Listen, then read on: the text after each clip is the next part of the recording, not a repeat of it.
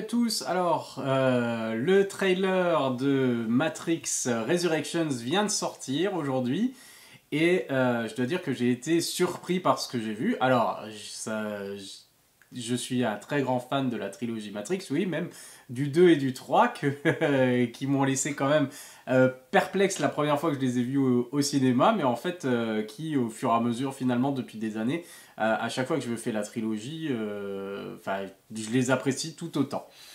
Euh, et là du coup, plusieurs années plus tard, 17 ans, 18 ans pratiquement plus tard, revoilà revoilà Neo, Trinity, Morpheus, mais des choses ont changé. Et du coup, cette bande-annonce, je l'ai trouvée vraiment intéressante en fait.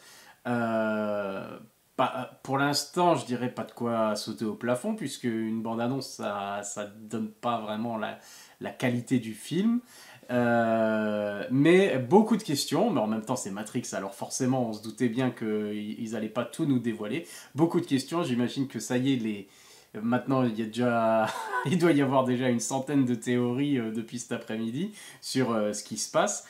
Et du coup, déjà ce que j'ai apprécié dans cette bande-annonce, alors c'est pas du tout ce que j'attendais. Il n'y a pas du tout ce que j'attendais. Donc ça m'a surpris et ça c'est bien parce que on n'a pas du tout l'impression, c'est pas du tout Matrix en fait. On n'a pas du tout l'impression d'être dans Matrix au début de la bande-annonce et en même temps on a tellement l'impression d'être dans Matrix. C'est assez intéressant parce que à la fois c'est une ambiance et une atmosphère qui est complètement différente de ce qu'on a vu dans la première trilogie, dans la trilogie tout simplement. Et en même temps, il y a tellement d'éléments familiers que voilà, on reconnaît quand même. On reconnaît quand même. Ce qui a changé notamment, je trouve, et ce qui saute aux yeux, c'est visuellement, forcément, on est 20 ans plus tard par rapport aux effets spéciaux, par rapport au numérique, par rapport à tout ça. Et je pense que c'est un des sujets aussi dans le film, parce qu'on voit à un moment plein de gens sur leur smartphone, on est vraiment... c'est contemporain, encore une fois, si Matrix était sorti le premier en 99, et dans le film, ça se passait en 99, et il y avait les téléphones portables de l'époque, il y avait les ordinateurs, il y avait les trucs, tout se passait dans la matrice, ils vivaient en 99. Après, dans le monde extérieur, c'était pas le cas, mais bon. Et là, on retrouve ça, donc on a l'impression que c'est 2021. On voit dans la matrice. Alors, est-ce que c'est la matrice? Oui, ça a l'air. Déjà, le premier plan sur le quartier où Neo est chez le psy, on dirait déjà, ça fait un peu fake, ça fait un peu faux, ça fait un peu maquette comme ça, où ça fait genre cinématique de jeux vidéo, un peu, je trouve, l'environnement, le ciel. On voit que c'est travaillé par ordinateur, etc. Et je pense que d'un côté, c'est un peu voulu tout ça. Que le monde, que l'univers de la matrice ait l'air tellement beau, propre, lisse. Et du coup, lisse, j'en viens parce qu'on ne retrouve pas le grain qu'il y avait dans l'autre trilogie. Là, on est vraiment dans un univers. Et ça fait mise à jour en fait. C'est cohérent, on va dire, avec s'ils essayent de faire ça, le côté mise à jour, c'est cohérent avec, on le remarque au niveau de l'image et tout. Et donc, même s'il y a des choses familières, et il y en a beaucoup, on a l'impression quand même d'être dans c'est pas la même matrice dont on était habitué, à laquelle on était habitué dans les trois premiers films. Et quelque part, je trouve ça rassurant et je trouve ça vachement encourageant pour ce quatrième film, puisque on va pas nous resservir la même chose. Alors, on va nous resservir beaucoup d'éléments, j'imagine, parce qu'il faut quand même contenter les fans. Et du coup, dans la bande-annonce, il y a aussi, alors ça va très très vite, et puis je vais pas prendre le temps de faire image par image parce que voilà, hors contexte et tout ça, j'ai envie de garder aussi un peu de la surprise pour le film et pas de m'imprimer déjà des images dans la tête et d'avoir l'impression d'avoir déjà lu le film quand j'irai le voir. Et par contre, voilà, il y a un enchaînement quand même de scènes, de gunfight, de kung-fu, d'effets spéciaux visuellement. Je pense pas que visuellement ça va apporter quelque chose vraiment de neuf et d'innovant comme comme les premiers films, puisque tout simplement depuis, enfin c'était un peu des pionniers à l'époque et depuis ça a fait du chemin. Les effets spéciaux et on a l'impression déjà d'avoir tout vu. Donc on ne sera pas, je pense, impressionné par une nouvelle, parce qu'on sait très bien qu'ils peuvent faire tout ce qu'ils veulent maintenant. Et je pense qu'on sera du coup pas forcément impressionné par une nouveauté. Voilà. En tout cas, voilà, on retrouve du gunfight, on retrouve du bullet time, on retrouve plein de choses. Et on sent que ça va bouger, qu'il va y avoir beaucoup d'action. Mais ce qui est le plus intéressant finalement, c'est est-ce que l'histoire va tenir la route. Et d'ailleurs, c'est pour ça que souvent les deux suites de Matrix sont moins bien, on va dire, considérées par le public en général. C'est parce que ils ont lâché, les gens ont lâché au niveau script, ils n'ont pas trouvé que que ça valait le coup. Moi, j'adore forcément. Mais voilà. Et du coup, dans cette bande-annonce, on retrouve... Alors, tout le monde est réincarné, on va dire. Il y a une réincarnation de beaucoup de personnages. Il y a Neo, qui s'appelle... Alors, dès le départ, on nous le dit, hein, c'est Thomas Anderson, c'est Thomas. Il y a Trinity, il y a... D'ailleurs, Trinity, je crois qu'on n'a jamais son prénom dans la matrice en fait. Et peut-être que là peut-être cette fois ils vont lui donner un prénom comme Thomas Anderson. Il y a Morpheus, mais qui n'est plus joué par Laurence Fishburne parce que c'est une version plus jeune de Morpheus qui est interprété par Yahya Abdul-Mateen que j'aime beaucoup, que j'ai déjà vu, qui était dans Aquaman, qui était dans la série Watchmen, qui est formidable. Et donc le voilà ici dans le rôle d'un jeune Morpheus. Euh, alors je sais pas si c'était pour pas devoir rajeunir Laurence Fishburne ou je sais pas exactement, ou s'il y a quelque chose derrière et connaissant alors les Wachowski non, puisque c'est que une Wachowski, c'est Lana qui a réalisé le film. Donc connaissant les Wachowski, mais ici en l'occurrence une des Wachowski, c'est peut-être pas... C'est voulu. Il y a quelque chose là derrière. Et que ce soit Morpheus, mais qui ne ressemble pas vraiment à Morpheus, de la même manière qu'à un moment, on a l'impression dans la bande-annonce, quand il va, alors c'est une bibliothèque ou quelque chose comme ça, où il va lire Alice au Pays des Merveilles ou emprunter le livre, et est-ce que finalement c'est une réincarnation de l'oracle visuellement, il y a une dame qui est là avec les lunettes, etc., et du coup qui le regarde un peu, et ça rappelle un peu la manière dont l'oracle regardait Neo. Et du coup, alors, en fait, on voit quoi là? Est-ce que c'est une nouvelle version de la matrice? C'est un nouveau. Voilà. Ou est-ce que il s'agit finalement toujours de la même matrice, du dernier reload, entre guillemets, de la dernière mise à jour, de la fin de Matrix, quand il a gagné, ils refont le monde une fois que Neo a battu Smith et s'est sacrifié, et qu'on voit l'oracle et l'architecte qui discutent. Est-ce que c'est ce monde-là? Ça pourrait, parce que on voit toujours, dans la bande-annonce, il y a toujours ce ciel magnifique qui fait très fake du coup, mais qui rappelle justement alors ce coucher de soleil ou coucher ou lever de soleil, ce splendide ciel avec le soleil, l'éclairage, etc. etc. Et on dirait que c'est le même qui avait, enfin ça fait penser beaucoup à ça visuellement, à la fin justement de Matrix Révolution, quand la petite Satie dit regarde j'ai fait ça, et c'est elle qui l'a créé plus ou moins pour Neo. Et du coup, bah, on se pose des questions. Est-ce que finalement c'est exactement la même version qu'on a quittée et que c'est 21 ans plus tard, des années plus tard, ou voilà, ou, je sais pas, 40 ans, puisque s'ils ont fait renaître Neo dans cette matrice-là, du coup ce serait 40 ans plus tard, facile. Ça dépend quel âge ils estiment qu'il a dans le film. Et, euh, et du coup, voilà. Et pourquoi, du coup, alors il est en thérapie, et parce qu'il a des visions des précédents reloads. Qu'est-ce qui s'est passé en fait? qu'est-ce qui s'est passé? Est-ce qu'il a été... puisqu'on sait que Neo est recréé et a été recréé plusieurs fois, comme tous les personnages, les acteurs, on va dire, de la prophétie, dans la trilogie, etc. Pour que à chaque fois il y ait une anomalie, à chaque fois qu'ils font un reload, il y a un nouveau Neo. Et il y a une nouvelle Trinity, un nouveau Morpheus. Et en fait, il revit en boucle la même chose, et c'était le principe justement de Matrix. De Matrix. C'était de reloader à chaque fois la matrice. Et du coup, on sait qu'ils peuvent créer à ce moment-là, forcément, ils créent des nouveaux Neo, des nouveaux Trinity, genre comme du clonage finalement. Est-ce que c'est ça qu'on a ici? Est-ce que quand Neo s'est sacrifié, finalement, ils ont décidé, oh bon, on va en remettre un, et puis, mais on garde, parce que vu qu'il était connecté au monde des machines et donc connecté au monde des machines, est-ce que les machines d'elles-mêmes se sont dit on va sauvegarder sa mémoire, genre, et puis lui la retransférer une fois qu'il sera grand dans la nouvelle version de la matrice? Je sais pas. Ça fait partie des théories, j'imagine, qui doivent circuler. Maintenant, c'est comment ils sont de retour en fait. Tout simplement parce qu'ils sont clonés, ils peuvent en faire autant qu'ils veulent à chaque fois. Mais lui a des souvenirs des précédents reloads. Alors, qu'est-ce que ça va donner? Et j'ai l'impression qu'on a de nouveau quand même, pas la prophétie, mais le chemin de l'élu en fait.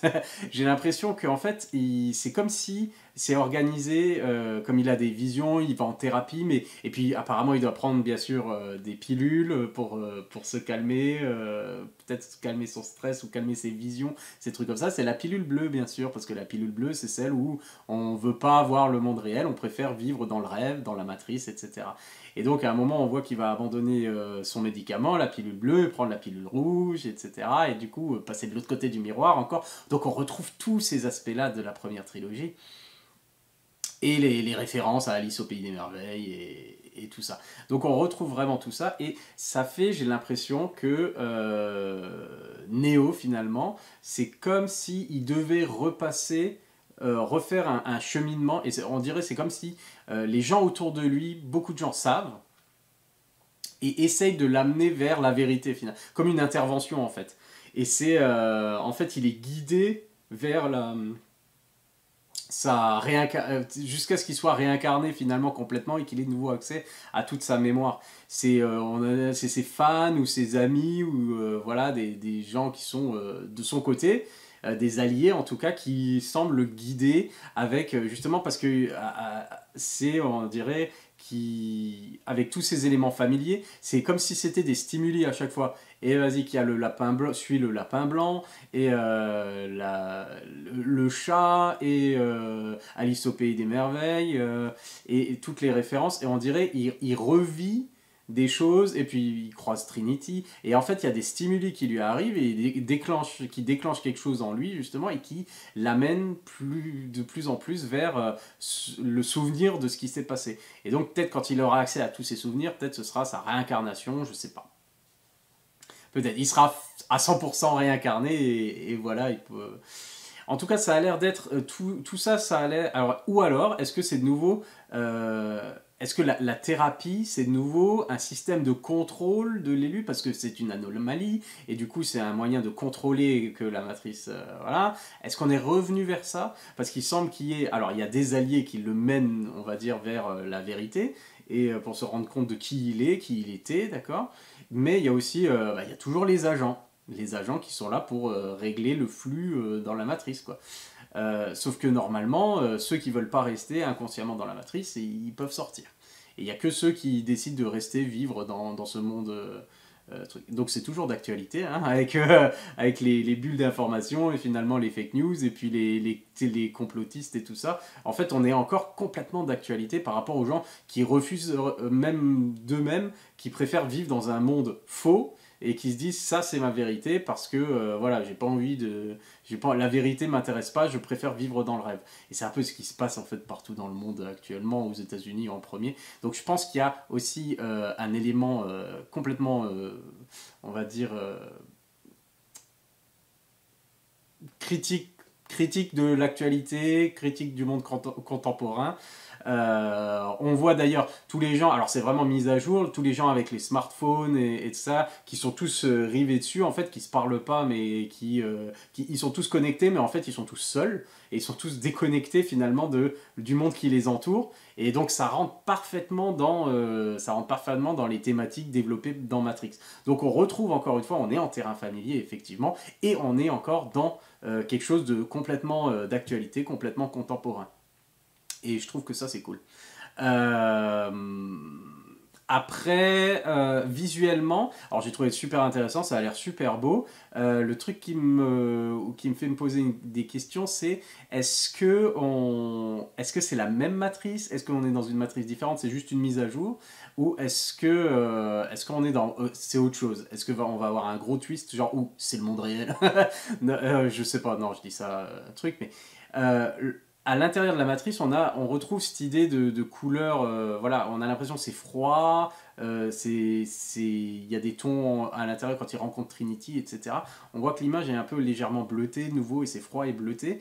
Alors que j'avais l'impression dans l'autre trilogie, quand c'était bleuté et tout ça, c'était plus le monde des machines, donc le monde réel. Et la matrice, c'était légèrement vert. Et là, j'ai pas l'impression qu'on retrouve cette teinte un peu verte comme ça dans la matrice, c'est plus bleu et froid maintenant. Donc ça a l'air un peu différent de ce qu'ils ont fait avant. Euh, et quoi d'autre? Ouais, donc voilà. Énormément de questions sur ce qui se passe. Est-ce que la thérapie que fait Neo avec qu'il est obligé de reprendre des pilules bleues, est-ce que finalement c'est pas encore une fois un système de contrôle de l'élu comme on l'avait vu avant, comme la fausse prophétie, et que ça sert simplement à voilà à ce qui voilà. Donc on ne sait pas. On ne connaît pas les motivations des machines, on ne sait pas pourquoi Neo vit ce qu'il vit. En tout cas, il a l'air d'avoir un éveil, d'être en éveil et d'être accompagné vers la vérité par des alliés. Et Trinity semble être au centre de ça. Genre, il cherche peut-être à la rejoindre et c'est son but, peut-être, c'est sa mission, son but premier de ce nouvel élu, finalement, c'est de retrouver Trinity. Et peut-être ça tourne autour de l'amour au niveau du thème finalement parce que j'ai l'impression, justement je parlais du ciel là avec ce beau truc et c'était fait par la petite fille Sati qui était le fruit de l'amour de deux programmes en fait, d'une connexion entre deux programmes et du coup cette gamine elle représentait justement un peu l'amour même qu'il pouvait y avoir entre deux programmes, deux intelligences artificielles et qui pouvaient créer un autre programme donc.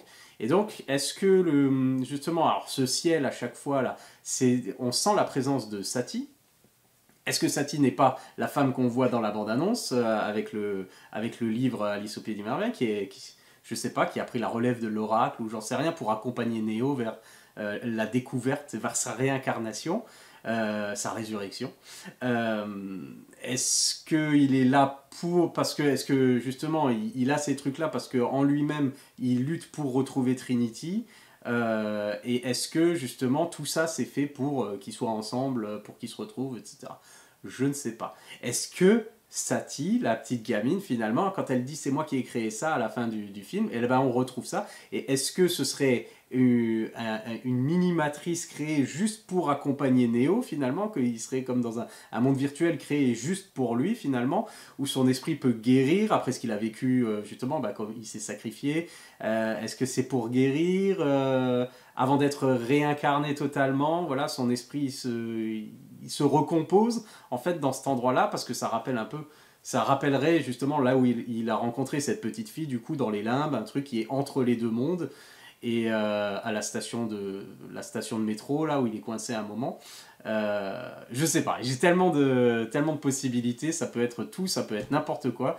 On va entendre beaucoup de conneries et je pense que mais je pense qu'il y a des choses qui sont on va dire qui sont qui sont prévus justement pour nous étonner, pour nous garder volontairement pour l'instant dans la brume. Et on va voir ce que ça donne. En tout cas, j'étais super satisfait, on va dire, de ces premières images parce que ça dévoile pas tout, mais ça nous met sur la piste, ça nous met l'eau à la bouche. On sait que visuellement, ça va être très très beau. Et ça fait plaisir de revoir tout le monde. Et on a hâte d'avoir du coup une réponse à toutes les questions qu'on se pose. Voilà, alors c'était ma réaction à la bande-annonce de Matrix Résurrection.